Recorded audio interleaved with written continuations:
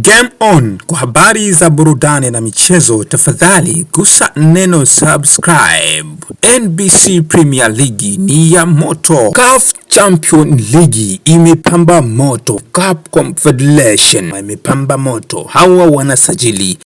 Na Jairuti kwa sasa ameamua kuwafurahisha wana Simba, mashabiki wa Simba Sports Club. Wamedai kwamba moja kati ya mipango yake ni kuhakikisha Simba Sports Club pamoja na mashabiki wanapata furaha muda wote kipindi timu ikiwa inacheza uwanjani, kwa maana kwamba analeta wachezaji wa viwango vya hali ya juu na gharama mno kuhakikisha Simba Sports Club inapata matokeo kwa nyanja tofauti. Jairuti ametoka leo hii na kueleza umma kwamba sasa anaanza kutambulisha wale wachezaji ambao aliahidi kwamba wataleta wachezaji wa viwango vya hali ya juu kuhakikisha wanaongeza nguvu kubwa kwenye kikosi cha wekundu wa Msimbazi Simba Sports Club. Wewe kama mwanamichezo, vipi kuhusiana na boss Mo Dewji? Je, alichowahi kukifanya kitu kama hiki, kuiahidi Simba na kuleta wachezaji?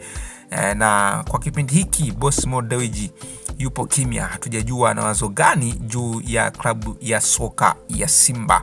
Unaweza kacha comment yako, lakini kubwa zaidi twende tukaangazia wale wachezaji ambao Jairuti anaenda kuachia. Wako wangapi mpaka sasa na Simba Sports Club inaachana na wangapi? Twende tukamsikilize Jairuti mawili matatu ambayo anakwenda kutuelezea hapa. Comment yako ni muhimu sana. Je, Mo Dewji ana nafasi gani kwenye Simba Sports Club mpaka sasa?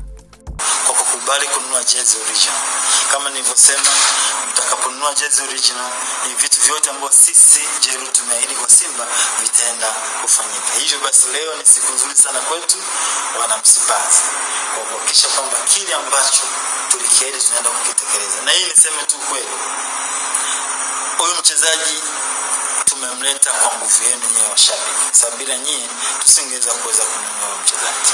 Kwa ningependa kutoa rai kwa wale wote ambao hawajanunua jezi original waendelee kununua jezi original, na asitokee mtu yote akanunua jezi fake, kwa sababu ukinunua jezi fake unanyonyesha maendeleo ya klabu ya Simba na unanyonyesha Jairuti. Tutashindwa kufanya yale ambayo tumeahidi kwa Simba. Vyote ambavyo tumeahidi tuna uhakika tutavitekeleza kwa ushirikiano wetu wa pamoja. Nawashukuru sana, na leo ni siku njema na na imani wana Simba mtafurahi. Hivyo wana Simba na mashabiki, naomba mtoe ushirikiano mzuri kwa mchezaji wetu ambaye tunaenda kumtambulisha leo. Mumpokee, na kwa kuwa anakuja kwa ajili ya kuipigania Simba. Simba nguvu moja.